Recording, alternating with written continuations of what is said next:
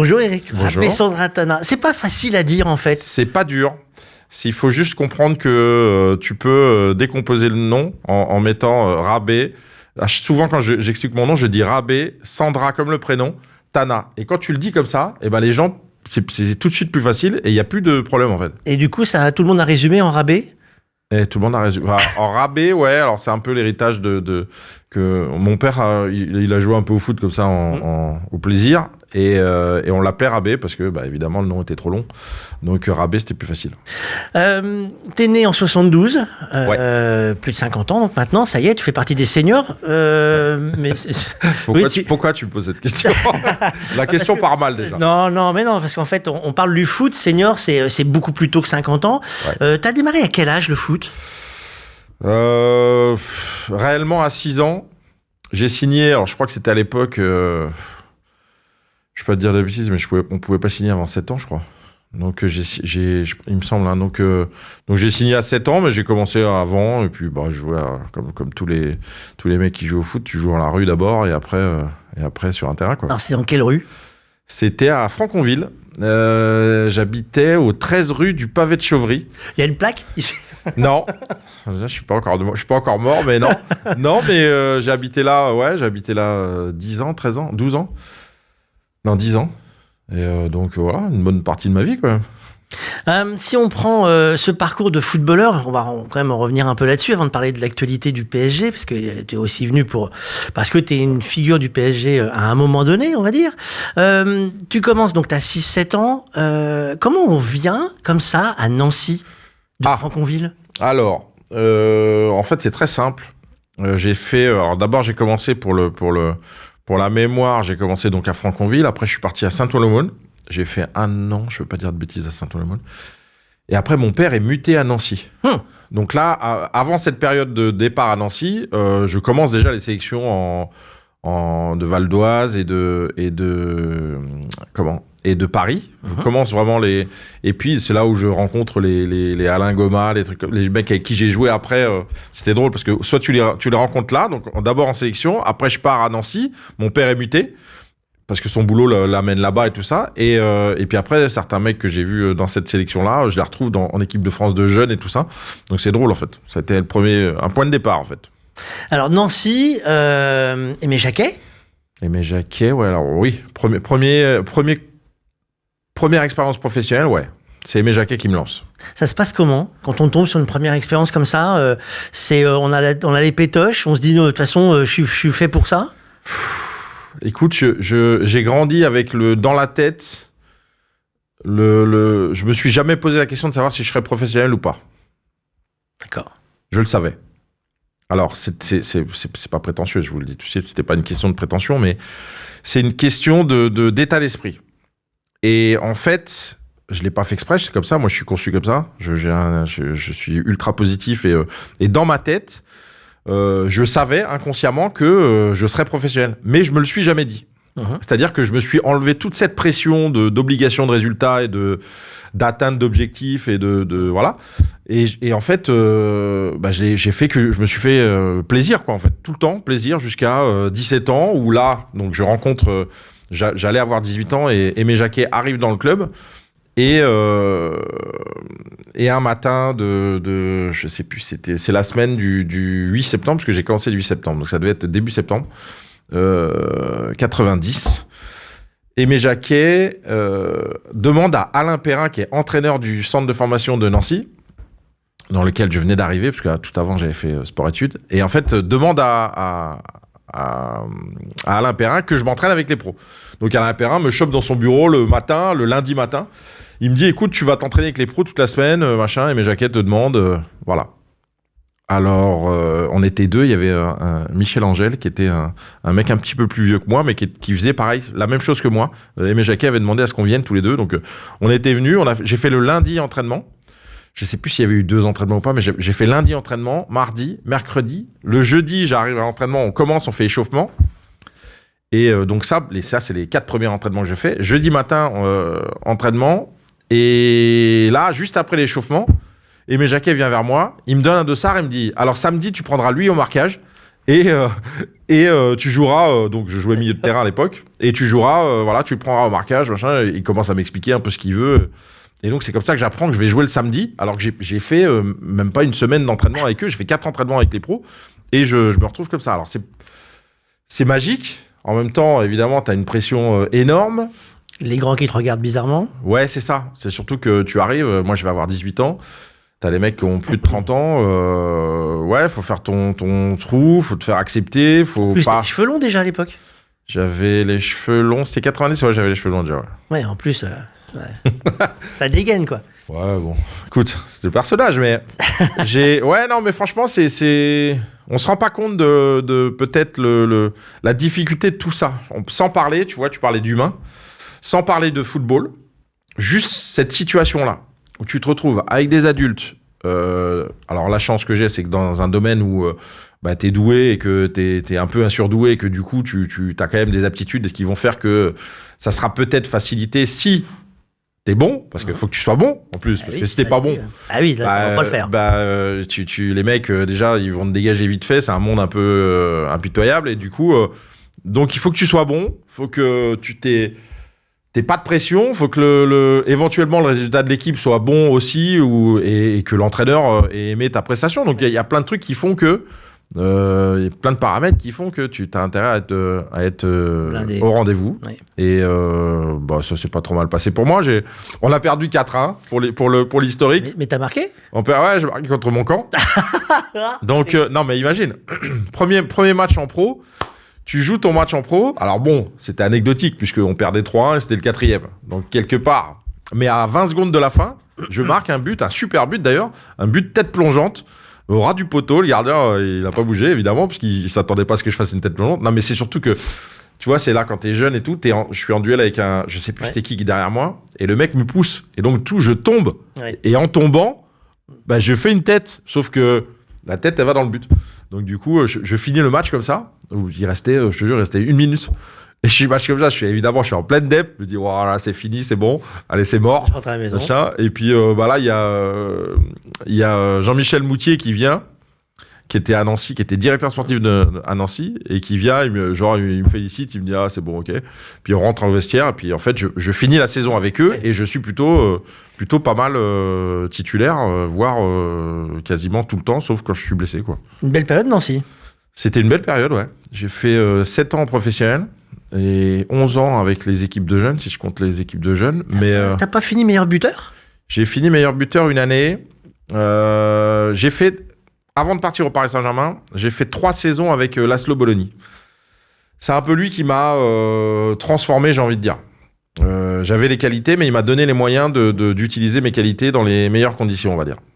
Donc j'étais milieu de terrain, j'étais très à droite devant le but. Je marquais plein de buts quand j'étais jeune, je marquais toujours des buts. Quand j'étais défenseur, de la tête sur les corners, dans le jeu, peu importe, mais je marquais des buts tout le temps. Et lui, il avait remarqué ça évidemment, et il voulait m'utiliser comme milieu de terrain, mais milieu de terrain qui était tout le temps devant le but quand il y avait un centre et qui était capable de je vais te prendre un exemple, c'est un peu ce que tu vois avec Hakimi aujourd'hui, dans la participation d'Hakimi. C'est-à-dire que dès qu'il y a quelque chose dans la surface, lui, il est devant le but. Et en fait, c'était un peu ce que je devais faire. Dès qu'on jouait, hop, on avait une action, et moi, je devais arriver devant le but et être devant le but pour reprendre le ballon parce que j'étais capable de la mettre au fond. Et en fait, c'est ce qui a fait que sur 3 saisons à Nancy, avec Laszlo Bologna, donc une des saisons où je mets 16 buts et je finis meilleur buteur du club, et je mets 31 buts en 3 saisons. Juste avant le PSG. Donc, et après le PSG, Jean-Michel Moutier m'a appelé pour que je vienne, et voilà. C'est comme ça que ça s'est fait, et voilà. Si aujourd'hui je fais une recherche sur Internet, je mets ton nom, je tombe sur le capitaine discret. Ouais. Ça a été un surnom, c'est une étiquette qu'on te colle, c'est ce qu'il en reste. Comment tu vois ta période PSG avec ce mot capitaine discret ? Bon, moi déjà, il me dérange pas ce mot. Discret, ça veut pas dire effacé, ou ça veut pas dire tu fais pas ton boulot, ou je pense que discret, c'est qui reste à sa place et et ça me correspond tout à fait en fait. J'ai pas besoin de sortir de quoi que ce soit ou de me mettre en avant, ou non, ça me correspond. On a souvent utilisé les termes sur des articles de journaux, ou que ce soit à Nancy ou peut-être après et tout, la force tranquille. Et j'aimais bien parce que c'était un peu vrai. C'est-à-dire que quand j'étais engagé sur le terrain, j'étais à fond les manettes et du coup, je pouvais être un peu plus agressif que dans la vie. Mais en dehors, j'étais le coolos qui était tranquille et ça m'allait bien. J'aimais bien la description. PSG, c'est 97, hein. 97-2001, ouais. Première saison, sympa. Première saison, sympa.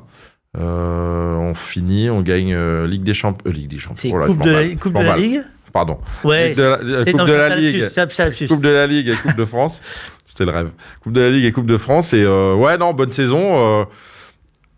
Début un peu compliqué. Enfin, compliqué parce que fallait que je sois patient et que j'ai attendu 3 mois avant de jouer. Donc, quand tu attends 3 mois avant de jouer, c'est compliqué. Hein. Quand tu es en train de regarder les autres jouer, que toi, tu fais que les décrassages du dimanche matin où tu te dis, toi, tu fais entraînement et eux, ils vont courir parce qu'ils ont joué la veille.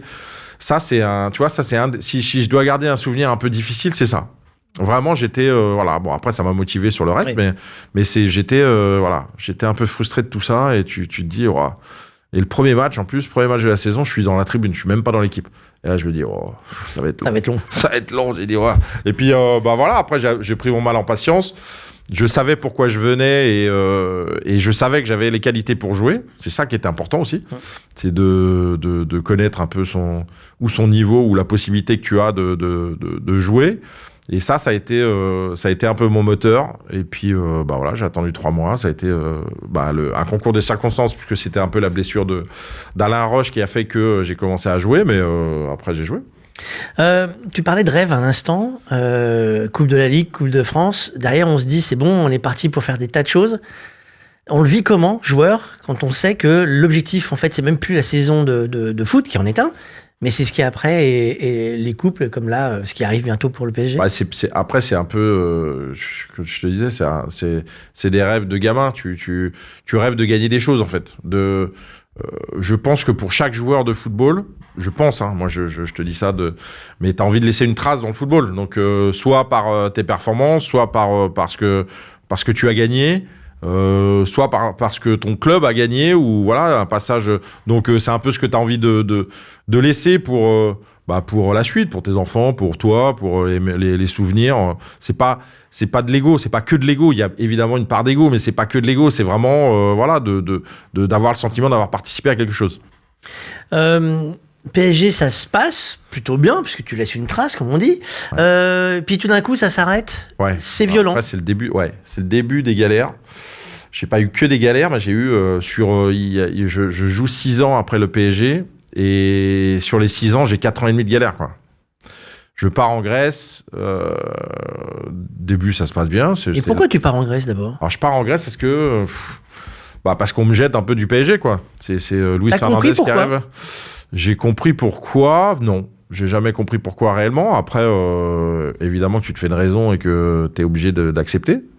Ça a été dur quand même parce que j'étais bien et qu'il me restait 1 an de contrat et que j'avais pas envie de partir, mais que quand on t'oblige à partir, c'est terrible en fait.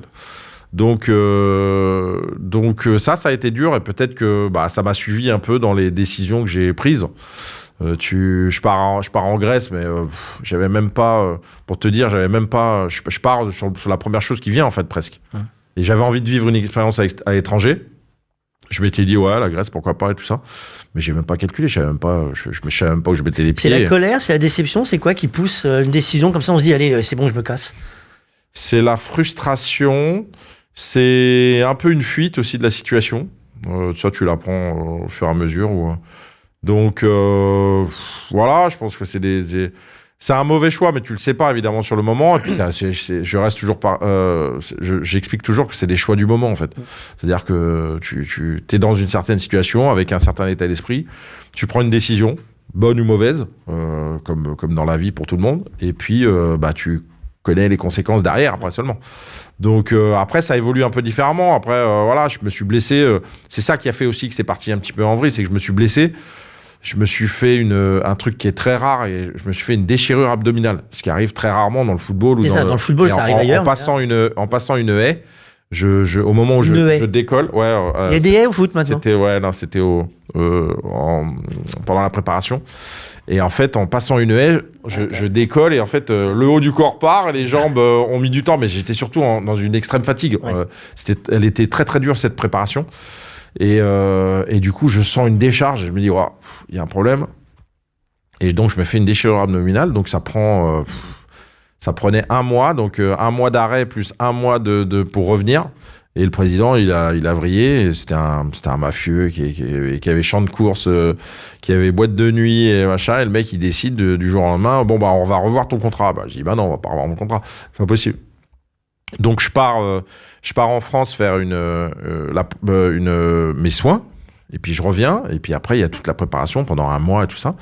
L'entraîneur, j'avais aucun problème avec l'entraîneur. L'entraîneur, c'était Fernando Santos, celui qui a été champion d'Europe avec le Portugal en France. Donc, mais avec qui je m'entendais bien et qui attendait qu'une chose, c'est que je joue. Mais il me dit, je suis désolé, quoi. Ouais. Je suis obligé d'attendre, voilà. Et puis le président, à un moment donné, il a vrillé et il m'a suspendu 6 mois de salaire. Et du coup, je pouvais plus jouer les matchs. Je pouvais m'entraîner jusqu'au mois de décembre. Ça, c'était au mois de fin octobre. Il me suspend 6 mois de salaire. Donc, je m'entraîne quand même le matin et je viens à l'entraînement jusqu'à décembre à la trêve. Et à la trêve, il m'interdit de m'entraîner et de jouer. Ça veut dire que je venais tous les matins pointer, signer une feuille de présence et je me barrais. Et j'ai vécu ça. Donc là, ça a été une période douloureuse.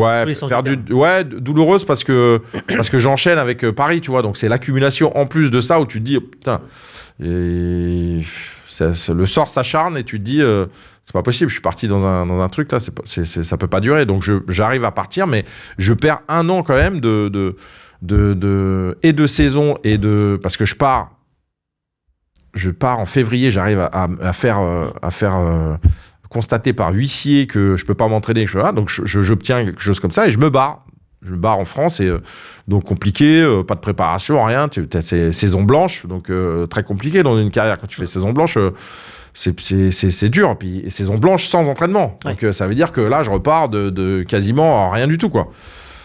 Et puis je fais une préparation avec Louan Cuiseau, pardon.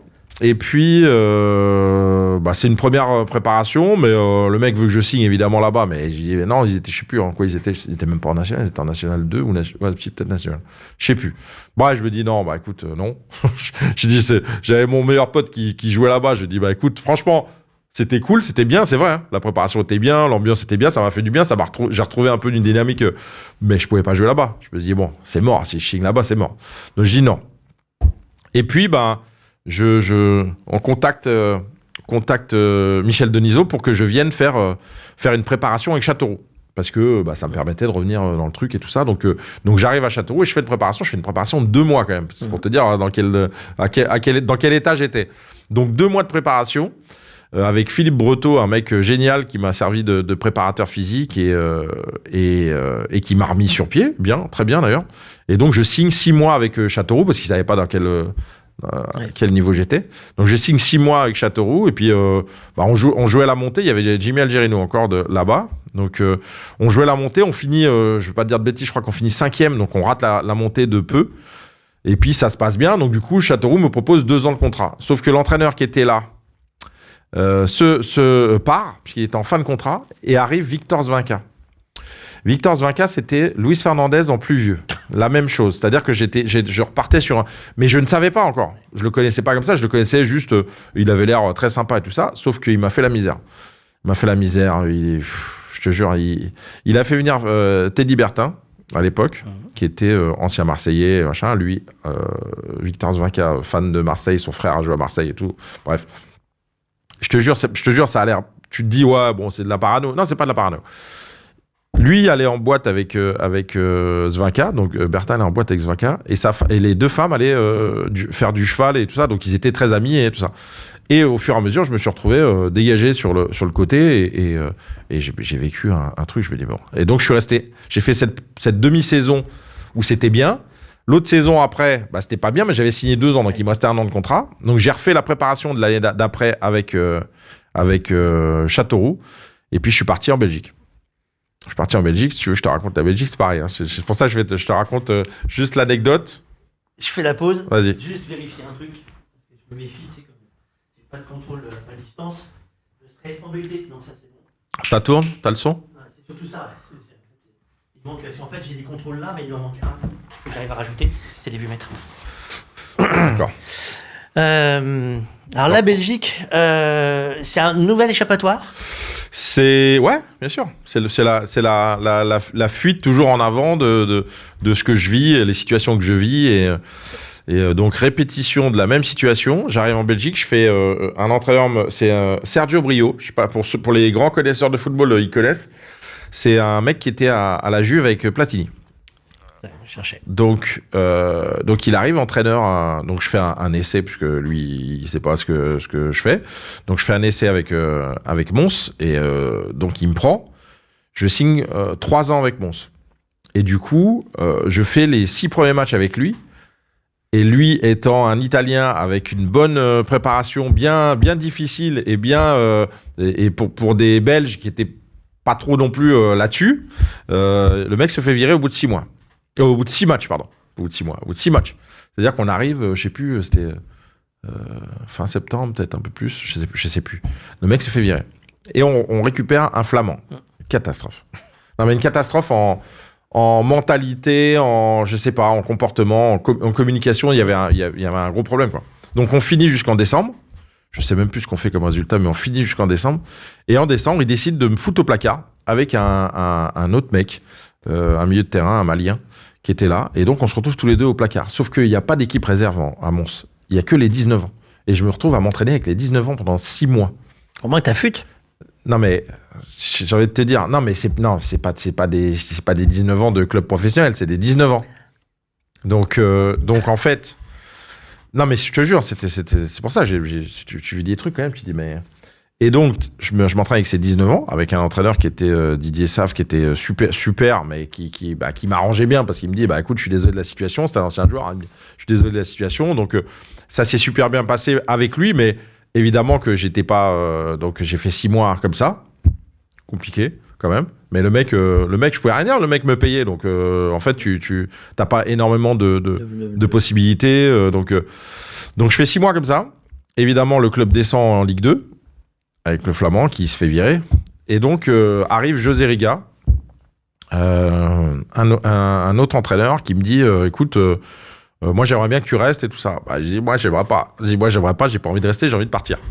Toujours la fuite. Envie de partir, mais bon. Je sais que voilà, j'ai 32, je crois, à l'époque. Donc, 32, tu vis des trucs comme ça, c'est compliqué. Mais bon, écoute, le mec, je lui dis, écoute, j'ai besoin de faire une préparation, puisque évidemment, je suis pas en état parce que je suis resté. Donc, je fais la préparation avec eux. Et puis, il me demande est-ce que je veux participer au match et tout ça. Je dis, écoute, moi, je veux bien participer au match, mais j'ai pas envie de rester, quoi. C'est vraiment, ça m'arrangerait parce que ça me permet de reprendre la compétition. Mais voilà. Donc, je finis le truc. Je lui dis juste, quand même, si je participe à tes matchs, je veux retrouver du plaisir. Donc, je joue plus défenseur, je joue milieu de terrain. Ce qui était encore plus difficile, puisque quand tu joues défenseur, c'est vrai, mais milieu de terrain, il faut courir tout le temps. Mais bref, c'est pas grave. Je lui dis, tant pis, je veux retrouver du plaisir. Mais non, parce que moi vraiment, le poste où j'ai pris le plus de plaisir au football, c'est milieu de terrain. Pourtant, j'ai joué, tu vois, pendant 4 ans au PSG en défenseur, mais voilà, j'avais cette aptitude de jouer les deux parce que j'ai toujours fait ça sur toutes mes années foot. Mais l'endroit où j'ai pris le plus de plaisir, c'était milieu de terrain. Et je fais donc la saison avec eux. Je dis ok, écoute, je repars avec vous, mais voilà, pareil pour jouer milieu de terrain, tout ça. Le mec me fait jouer milieu de terrain.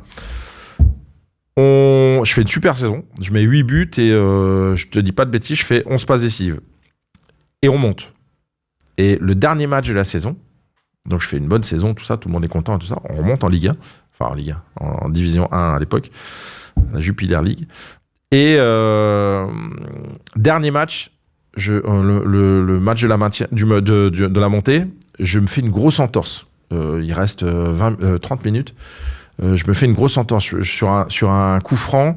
Le mec il centre et en fait le mec est un peu le ballon est un peu derrière moi et je veux revenir jouer le ballon de la tête et en fait je mets le pied dans un trou et ma cheville elle fait clac clac des deux côtés. Et je fais, waouh. Et là, je sens, je dis, waouh, là, c'est mort. Je te jure. Et donc, je sors du terrain, il reste 20 minutes. Finalement, on marque le but et on gagne. Et on marque et on monte. Et je finis avec une grosse entorse. Grosse entorse avec plâtre. Je reste un mois dans le plâtre. Machin. Donc, j'étais encore sous contrat. Donc, on repart José Riga prend des joueurs pour jouer à ma place. Et là, je reviens de préparation et de convalescence, et le mec me fait plus jouer. Il me fait jouer une fois de temps en temps, 15 minutes, machin, tout ça.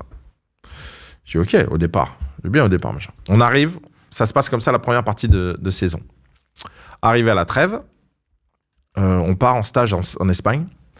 Et le mec, on finit le stage, et à la fin du stage, il vient me voir et me dit bon, si tu trouves un club, tu peux partir. Donc je lui dis mais je te jure, non, mais c'est pour ça que le football, moi, le milieu du football, j'ai un peu de mal quand même dans l'esprit, et donc il me dit ça.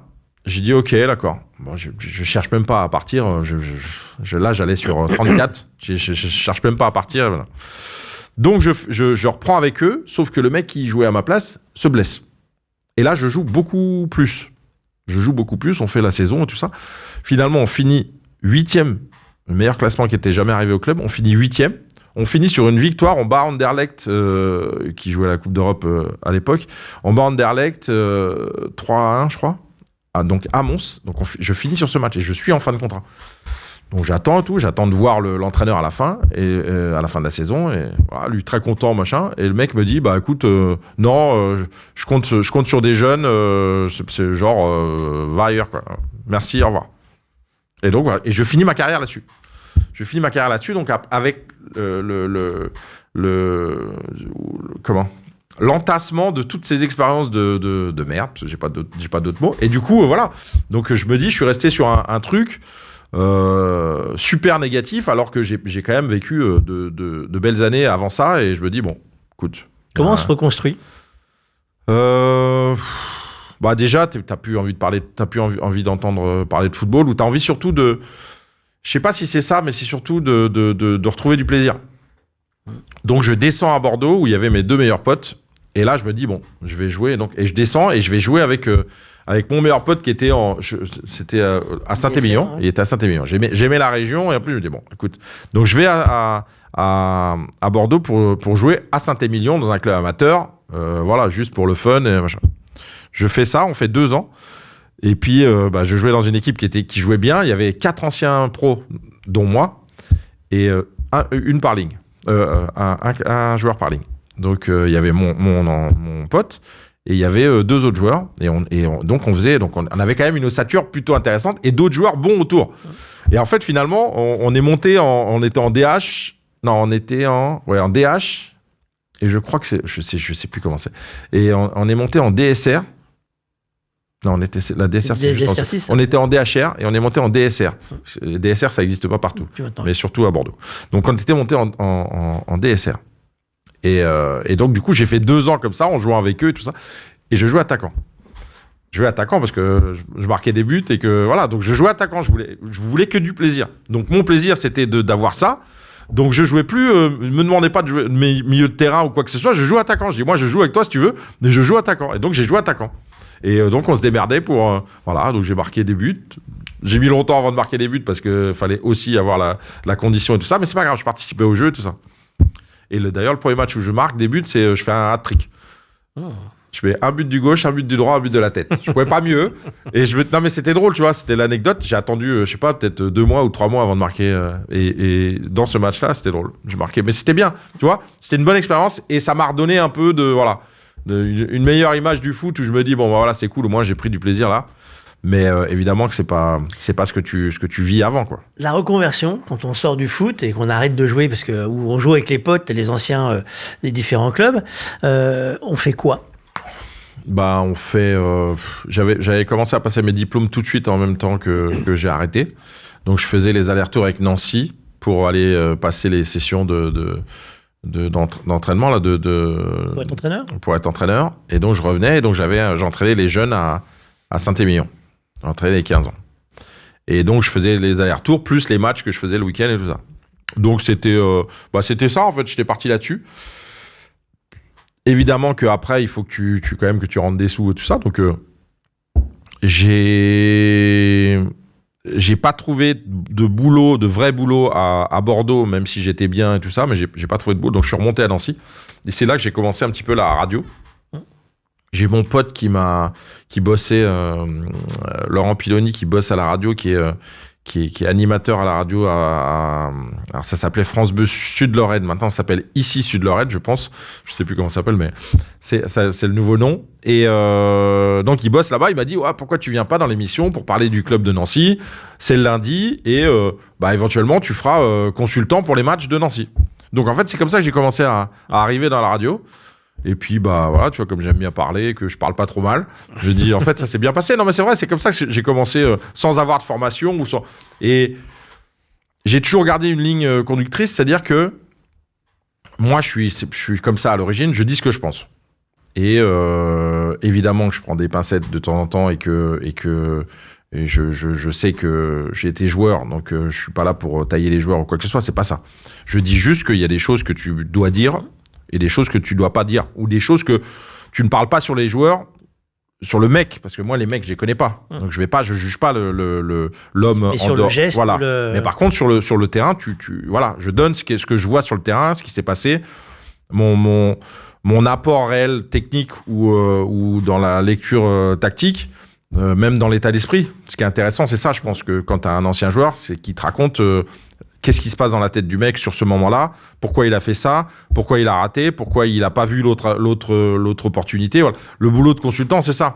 C'est vraiment d'expliquer, de donner, de mettre la lumière sur quelque chose que les gens ne connaissent pas forcément, ou même si c'est des joueurs amateurs, quand tu joues en Ligue des Champions ou quand tu joues en championnat ou en Ligue 1, la pression, la vitesse, le niveau fait que tu peux avoir l'impression de connaître le football, mais tu connais pas forcément par rapport à tous ces paramètres-là. Donc ça, c'est bien d'avoir ce côté-là. Et moi, ça me plaisait. Et en fait, je me suis retrouvé dans ce métier d'apporter un peu. Ça me remettait dedans sans être dedans. C'est souvent ce que je dis. C'est-à-dire que je revenais dans le football, mais sans être dans le football. Et ça me va très bien parce que j'en parlais. Mais voilà, c'est comme une thérapie. Tu parles de football, mais voilà. Non, mais c'est vrai, c'était peut-être une forme de thérapie pour moi. Donc là, maintenant, c'est Ici Paris. Maintenant, c'est Ici Paris. C'est plein de trucs. C'est l'équipe aussi, la chaîne L'équipe où je... Il y a l'image en plus, hein. Ouais, il y a l'image. Faut se tenir droit. Ouais. Alors moi, non, mais c'est vrai. Franchement, moi, j'aime bien la radio parce que c'est nature. Je trouve que l'image.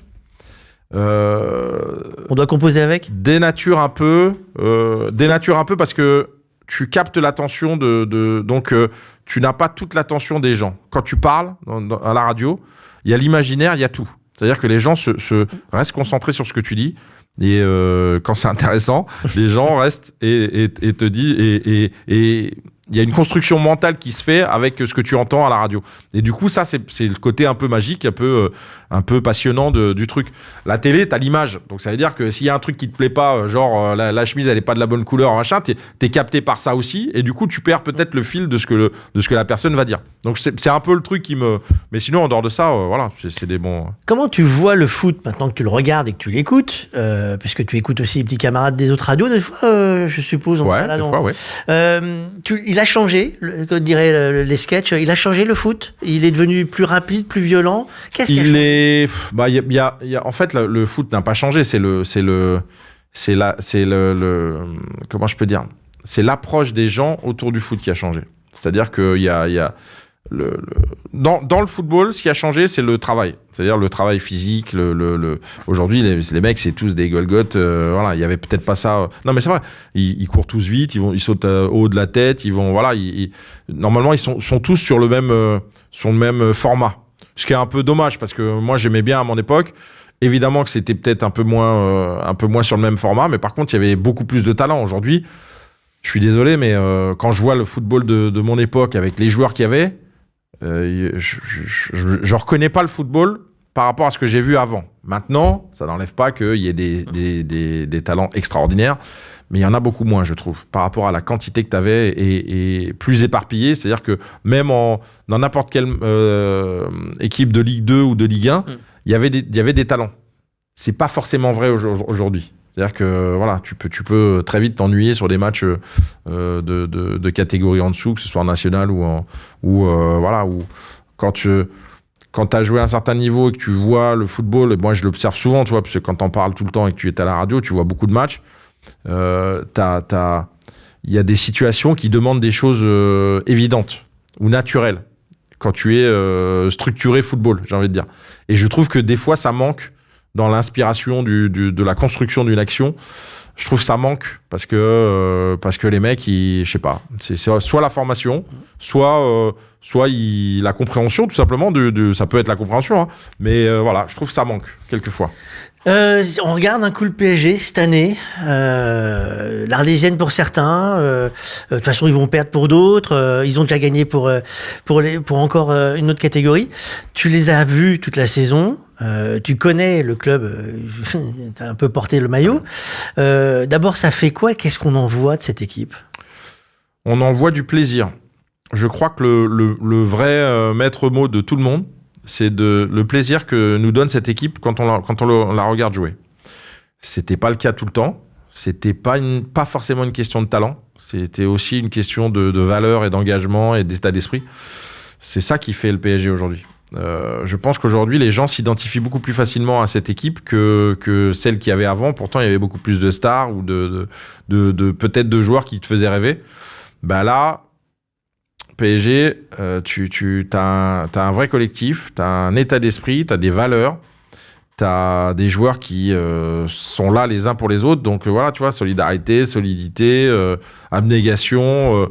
Et puis après, il y a le talent. Il y a évidemment le talent, parce que tu peux pas gagner les matchs si tu n'as pas le talent. Donc il y a tout, en fait. Et aujourd'hui, dans la normalité des choses, ils sont où ils doivent être, en fait. Donc maintenant, tu as juste à faire la dernière marche pour voilà. Peut-être ça se passera bien, peut-être pas. On ne sait pas. Des fois, il n'y a pas de logique dans le football. Le mérite n'existe pas dans le football parce que ça serait trop facile sinon. Mais on a le sentiment que cette année, ils peuvent le faire parce que ils sont allés le chercher, ils l'ont construit ensemble. Il y a eu des moments difficiles, comme un parcours de champion, en fait. Tu as des moments difficiles où tu pars de loin, où t'as des arrêts de Donnarumma au dernier moment qui font que tu passes et que il y a tous les ingrédients que tu pouvais voir aussi au Real Madrid sur des saisons où c'était moins bien ou bien. Voilà, il y a tous les ingrédients qui font que tu te dis peut-être qu'aujourd'hui c'est l'année. Ancien joueur, ça me donne une émotion supplémentaire. Moi je suis un passionné, alors ouais. Évidemment que c'est dans les deux sens, c'est-à-dire que quand il t'énerve plus. Mais quand tu aimes, non, mais franchement sur les gestes, sur le scénario des matchs ou là tu t'identifies plus, comme je disais, même en tant que joueur. Tu dis là on est dans le vrai, on est dans ce qu'on doit voir sur un terrain de foot. Longtemps, ma frustration avec le Paris Saint-Germain, c'était de me dire mais ils ont la possibilité de marquer 8 buts, 9 buts, et ils s'arrêtent au bout de 3. Et c'est une vraie frustration. Je dis, mais je comprends pas, en fait, l'état d'esprit. Pourquoi tu es dans cet état d'esprit ? Aujourd'hui, tant qu'ils peuvent jouer et qu'ils peuvent aller de l'avant, ils y vont, en fait. Et c'est ça, la différence, peut-être, dans ce que tu pouvais voir aussi dans le cheminement mental. T'attends quoi, cette soirée du 31 ? À part la victoire ? Juste la victoire, et puis le fait de peut-être une récompense aussi pour les supporters. J'espère qu'elle va arriver parce que les supporters sont là depuis longtemps. Il y a des bons, il y a des moins bons supporters, mais il y a des gens c'est des vrais amoureux du club qui attendent que ça, quoi. Donc tu as envie de te dire, c'est une récompense pour ces gens-là. Ça fait, le club est malgré tout, il est jeune, mais n'empêche que voilà, t'es 55 ans, c'est voilà, c'est quand même pas mal, quoi. Tu seras où le 31 pendant le temps du match ? Alors, je dois faire le voyage avec le Paris Saint-Germain, donc on a été invité par... donc je serai... Comment tu vas commenter ? Dans le stade, je ne vais pas commenter, malheureusement. Déception. Déception, mais compensé par le fait que c'est peut-être un moment exceptionnel de ma vie. Donc, tu l'acceptes, j'ai envie de dire. Et puis, voir une finale de Ligue des Champions dans le stade avec le Paris Saint-Germain sur le terrain, c'est quand même un truc extraordinaire. Donc, je sais pas. On va voir. Mais en tout cas, j'espère vraiment de passer un bon moment et avoir le résultat et espérer à la fin, évidemment. On souhaite qu'un seul bon match, alors ? On souhaite un bon match, on souhaite la victoire, ouais. Voilà, on est des puristes, alors on va dire un beau match et en plus la victoire. S'il y a que la victoire, on va prendre, hein, on va pas faire les fines bouches, mais évidemment que voilà, si on peut avoir les deux, ce serait bien. Merci beaucoup, Eric. Merci.